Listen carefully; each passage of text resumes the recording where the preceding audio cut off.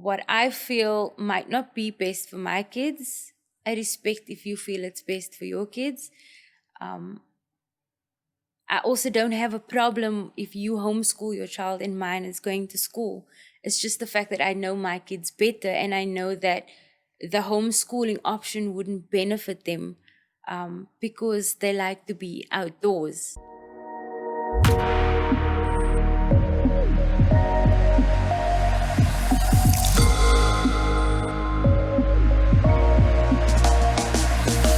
What is up, everybody? And hello from planet Earth. I'm your host, Philip. Most of you'll know me as Phil, and this is the Future Minds podcast. Simply the best podcast out there, covering all you need to know in edtech, online learning, the digital economy, and what's being done around the world to shape the minds of the future.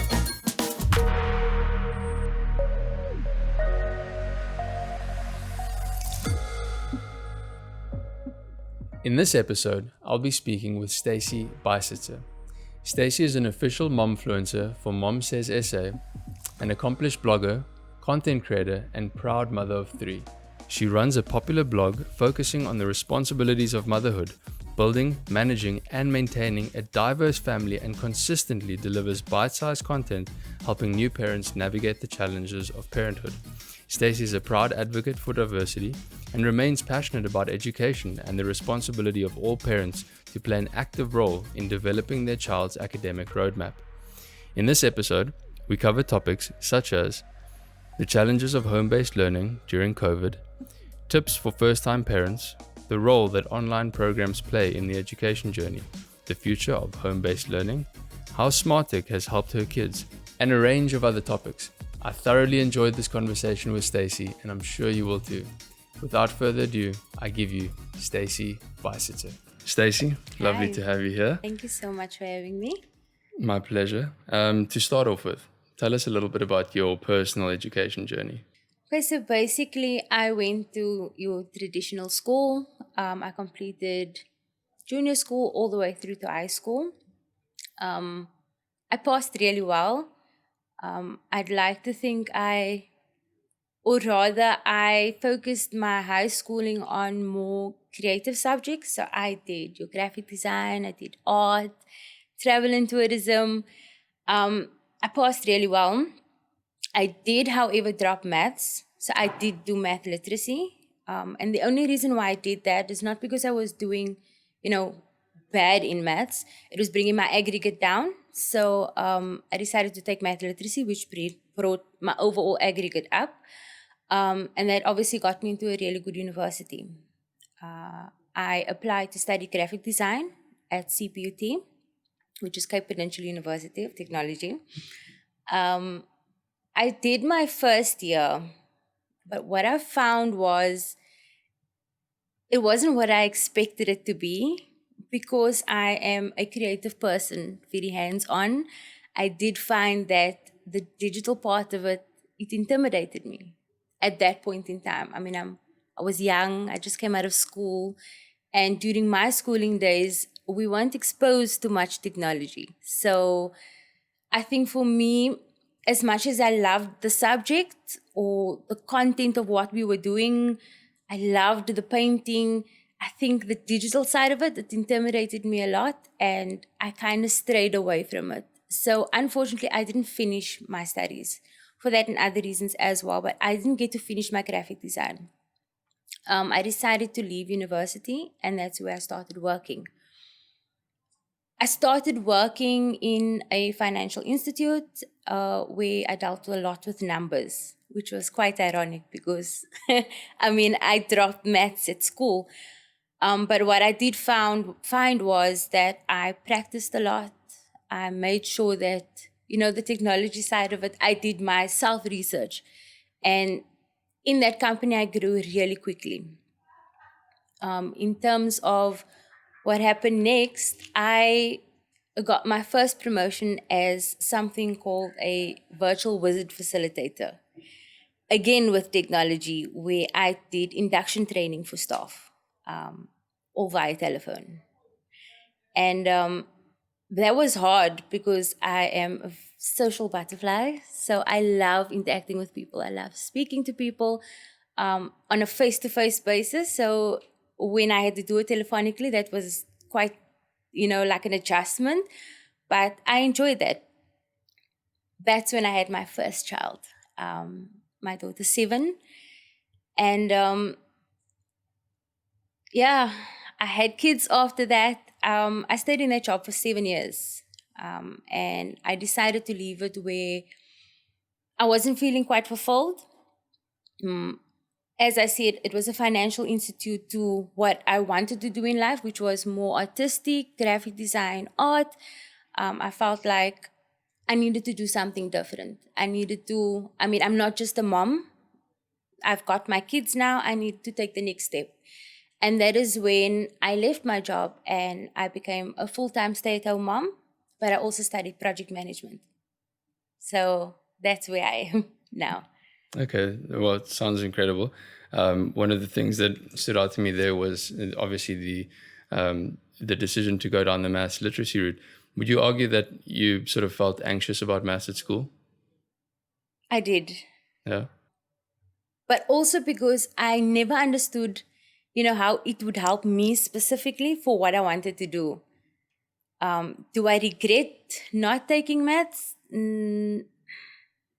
No, I don't regret it, but I feel like if maths was taught a little bit differently to include more of what I wanted to do, because also I'm not only passionate about art and I did data management at Yeah. African Bank as well. So if a little bit of that was incorporated into like my schooling, I feel like I would have kept it.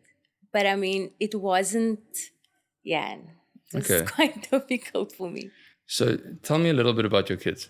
Okay, so Mia, she's my eldest. She's 7 years old.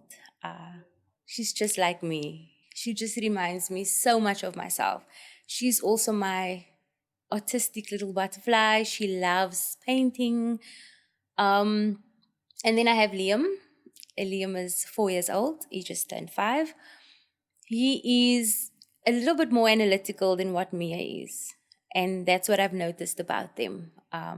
She's more of the artistic one, and he can sit and do puzzles, and he loves calculating things, and he can build these big Lego sets.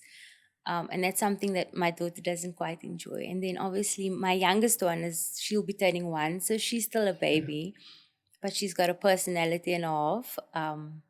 We're still getting used to and getting to know what she likes and what she doesn't like. That's exciting. Yeah. So 3 kids, is that the limit? Yeah. 3 kids is more than enough, yes. Since lockdown, how has your views on education changed? Okay, first, I just have a whole new respect for teachers. Especially for the fact that I'm home. They still do their school on Google Classroom, but I have all my kids at home because they're asthmatic. So they, for now, will be at home just until things die down. It's been extremely difficult. As a stay-at-home mom, you don't get a break. But what I found was their bond, has gotten quite close, which I appreciate about lockdown, because they'll always have that. I would say that Mia's school hasn't done, or I would say it's difficult for me to navigate through the whole Google Classroom, because first of all, like before lockdown, I had no idea about Zoom and Google Classroom. Technology and me is just, and that's also something that needed to change with me and Liam. The online learning has been difficult because, for a kid, they don't understand why they can't see their friends anymore. I think it took an emotional toll on my daughter, including my son, but more my daughter, because as I said, she's just like me. She's a social butterfly. So she was very confused as to now why she needs to change how she learned at school to how she learns at home. And that's also something that I focused on, is that I want an environment at home, especially because I'm homeschooling. It can't be like school. I have to teach in a way that is convenient for me as a mother, but also benefits my daughter. So I would do things that is required of me on Google Classroom in a much different way than what they would ask, because I do it verbally while I'm washing the dishes. And I think that's important, that you don't turn your home into a school, because eventually when she does go back to school, she needs to know that that's her home and that's her school. And then also, I wanted to learn, but in a way that is conducive to her environment. Not making her get up at 8 o'clock like she would for school and say, okay, now you need to go and sit in the lounge because it's school time. So it would kind of flow every day very differently. Yeah, that's me trying to get used to the whole lockdown thing. Because I mean, for most parents, their kids are back at school. But for mine, they still at home. So lockdown is still very real for myself and my family. Yeah, I think that's a really good point, and I think you know a lot of parents are actually considering homeschooling. I think a lot of parents aren't comfortable with the idea of sending their kids back to school during this time, and for parents that are working full time, I think there's a lot of anxiety about whether or not to send their kids to school, Definitely. and if they decide to homeschool them, what do they do? I think Yeah. for a lot of parents who have full time work, this becomes a very difficult question. So, speaking from experience, what tips or bits of advice would you give parents at this time that are looking to either temporarily or potentially permanently homeschool their kids going into this next year? I think firstly, as a parent, I think it's important to not question yourself. We know what's best for our kids. And I think it's important when you make the decision not to let anyone else, let anything or anyone influence that decision, because for each parent, we have our kids' best interest at heart.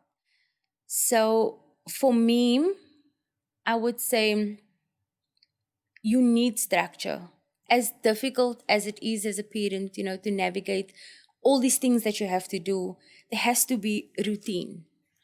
So that's a tip that I would give to parents. It might not go according to plan, but to have a plan is a start.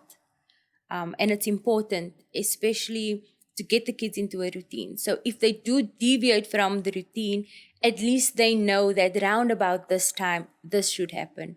I think for mental health in general, for you as a parent, and then the mental health for your kids as well, structure does wonders for them. It's extremely good for them. So I think that's my main tip. And just wing it. Just wing Just it. wing it. Just do what Look, you can when you can.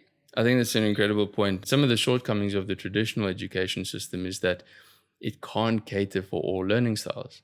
So, as a mother who spent time homeschooling your kids over the last couple of months, what has stood out to you in terms of each individual child's learning abilities and learning styles? Do they have different learning styles? Oh, definitely. With my daughter, she doesn't like you to talk much. So she is more the give me the instruction and I'll do what needs to be done. Whereas my son, he likes a little bit more guidance while he's busy and reassurance while he's busy. Mom, is what I'm doing correct? Whereas Mia is a little bit more independent. And it's very curious to me as to how the teachers, what they do in that situations. Because I mean, Liam, if you've got 30 children in a class and my son needs, reassurance that he's doing the correct thing, it just makes one question as a parent, like, would you have time to direct that energy into my child, type of thing? So yeah, that's one thing I've noticed with my kids that are different. Given what you understand and what you know about education today, what do you think is the right path for them to follow? And I guess the bigger question to that is, how would you define a successful education? I think the tricky part is finding balance. Because even though I do think that university's degree doesn't hold much weight, I still feel it's important. So it's important for me as a parent to ensure that me and Liam, they have a balanced education.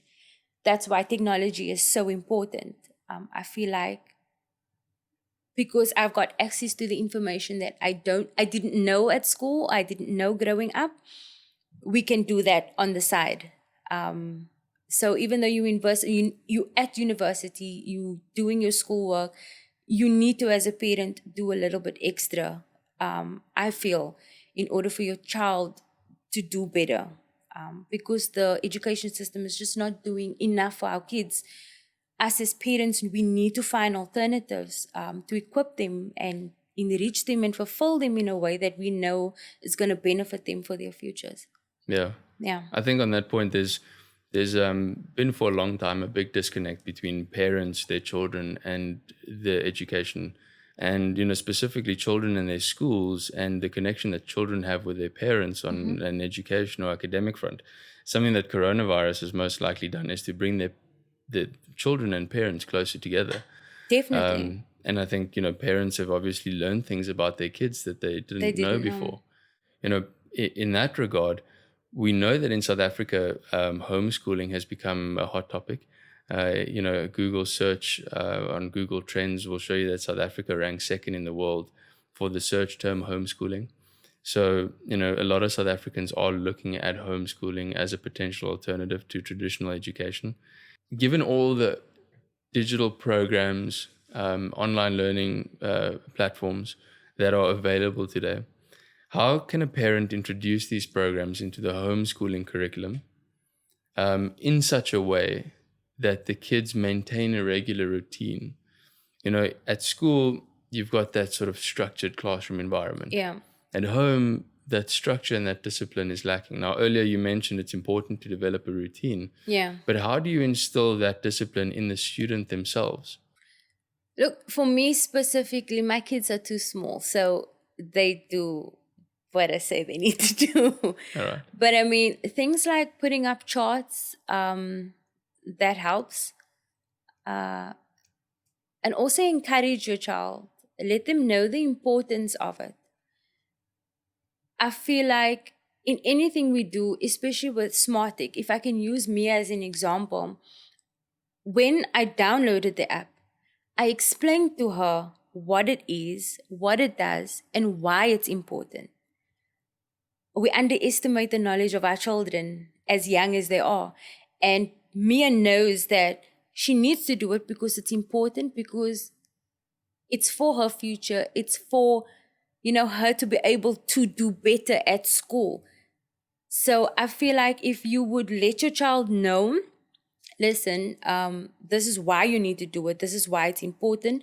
This is how it can benefit you. That would encourage them to do it themselves without you having to micromanage them. Because I feel like if you're going to make it a chore or make it a demand and say you have to complete, this program and that program at this time and at that time, they're not going to want to do it. So treat them like an adult. Yeah, treat them like an adult. That's how I've been. I mean, my oldest is 7 years old, but the things that come out of their mouths, you will never believe. And it's because I've never spoken to them like they're babies. Yeah. I speak to them exactly how I'm speaking to you, and I explain a lot of things to them and the importance of these things. So I think if you have, or you are considering homeschool, or you are homeschooling your children, besides having a structure, be open with them and explain to them the importance of that structure. I think that would help. Instead of, as I say, making it a chore, explain to them why they need to do it. Explain to them and tell them, share, as you asked about my journey, share your journey with them. I think as a young parent, it's come very easy or natural to me to tell my children, this is what mommy did, this is what happened, and mommy wants you to do better.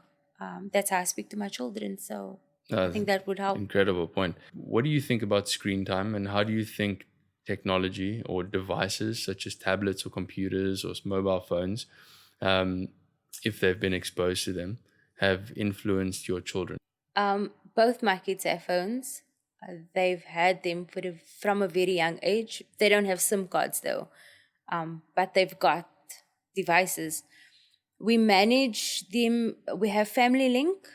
So, and this is also something that I was actually just exposed to. We download Family Link, they have access to YouTube Kids. I feel like even she's 11 months now, my daughter, and she watches TV. I feel like educationally, they grow quicker. From my daughter, to my latest now, that is something that I've always done. I've never been a parent who said no to technology. I am the parent to say that in moderation, they need to know when to go off it, because that's also a negative that I found with my son, is that he'd be playing games and he'd be so invested in his game or in whatever he's doing, that he'd actually get angry. And a lot of kids get like emotionally attached to these devices. So I think it's important as a parent to manage it correctly, manage the time, use it as a way of, if they're doing well, I'd give them extra free time, screen time. If they didn't complete something that they needed to, I'd take away some screen time. But it's something that they enjoy. It's important that my daughter now, that's 11 months old, will take the phone up. And when you say take the selfie, she takes the phone and she does this.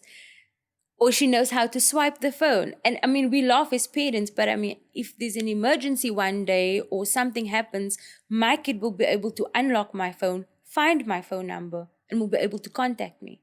So although there's as much negatives as, there is negatives when it comes to cellular devices, and it's scary because the digital world is scary for our kids with everything happening today. As a mommy blogger, I'm putting my kids out there, Yeah. And it's extremely scary.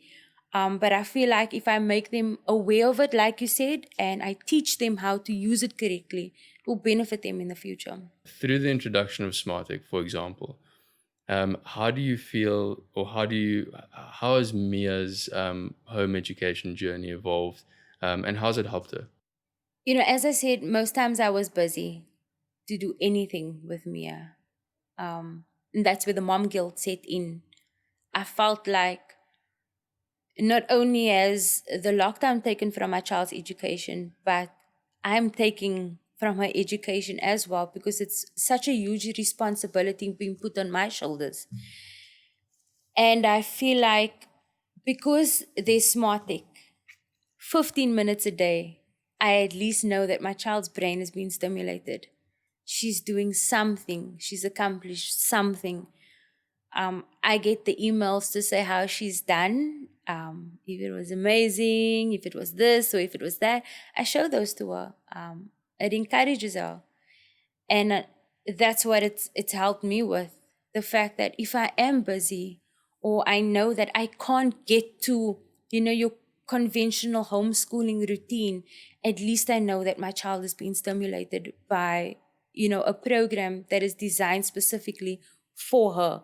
And I think that is something also I love about Smartick, is that it monitors how she's doing and adjusts to her, and then lets her know, okay, you're doing this, you're doing that, her scores, and then I can go back and I'll tell her, okay, this, that, and the other. So I think that's what's helped me, is that at least I know that if I can't do anything, there's programs out there like Smart that will be able to help her. One of the things that technology allows us to do is to create this sort of global curriculum agnostic program that anybody can access from anywhere in the world. Yeah. The education that somebody in the United States receives, or in a country like Singapore, where they have some of the highest math results in the world, is now accessible to kids all around the world. Yeah. Looking at Smartick, for example, although it's a curriculum agnostic math program, meaning that it doesn't specifically abide by South Africa's local curriculum, it uses the best influences from Japanese math, Singapore bar math, Dutch abacus math to create this global math curriculum, which again gives access to children all around the world, no matter which country you come from, no matter what background you come from, access to the same level of education. which is most likely going to continue to improve over the next decade. And similarly, I think that it removes all the boundaries that we previously faced. What I loved about the Smartick app was the little avatars and the fact that I could make one that looked exactly like my daughter. That is important to me. Diversity and inclusivity. It's all over my blog, and it's important to me because I come from a mixed family. My husband is Tswana. So to get an app that has, features with a little girl with an afro, that was important to me as a mother, because it wasn't just about the fact that now Mia could do maths, but now Mia could do maths with a little avatar that looked just like her. So I think that's what I appreciated with you guys as well, as for taking the time to do small details like that matter to a parent. Yeah. Well, What do you believe about the education system that most people disagree with? I respect everybody's decision in their parenting. What I feel might not be best for my kids, I respect if you feel it's best for your kids. I also don't have a problem if you homeschool your child and mine is going to school. It's just the fact that I know my kids better, and I know that the homeschooling option wouldn't benefit them because they like to be outdoors. They like to be with other kids. So, like, in that sense, I just feel like everyone should do what they think is best for their kids. Whether your kids are wearing school uniform or not, as long as they're learning, that's the important part. But I also don't mind if they have to wear school uniform, because it also teaches you, a couple of things as well. So yeah, I'm on the fence with that question. I'm sorry. No, that's fine. I think just to wrap up, bringing this thing full circle and back to your personal education journey, you mentioned some of the skills that you may not have picked up at school that helped you in your career. These are normally the soft skills. The ability to connect with a person, the ability to read somebody on an emotional level, to read a room. These soft skills are generally not developed at school, and also not focused on at home. These are skills that kids normally pick up in environments such as on the sports field, through self-improvement journey. What do you think you can do as a parent to help develop those essential soft skills that are critical in somebody's career progression? For me, speak to your children. That's the first point. It's difficult if you're at home to put them in these situations where they'll be able to practice. But I like to do, as I said, my kids are really young. So there is a lot of apps. There is also physical things you can do with little cards. There's a shop called Black Roots that sells cards that says, how do you feel? And discussing those emotions with your child through activities and through play. That's also another way that you could kind of, as I said, it's still difficult because, it's easy to teach somebody, but to put it into practice, you need to be, out there and experience it and know how to react to it. But to equip my kids, that's what I do. I just take a little bit extra time. I speak to them a lot. Online, research, use those cards through activities, through play. That's how I would kind of develop their social skills. I am lucky that I've got my kids so close together. So a lot of the things and conflicts, I'm able to kind of address that at home. When they do argue for something like that, if they have an argument, I can tell them how to react to that argument, what you should have done, what you could have done.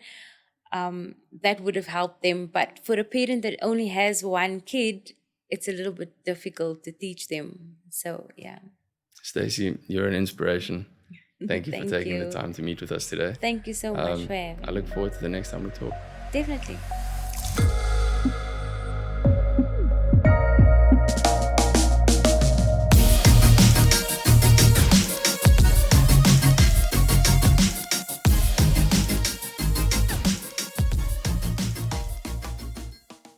Future Minds podcast is brought to you by Smartick. Smartick is an award-winning, intelligent, online mathematics and coding program for kids aged 4 to 14. Powered by sophisticated, adaptive AI, Smartick teaches kids math and coding from the comfort of home in as little as 15 minutes per day. For more information, visit smartick.com or download the app on tablet or iPad today.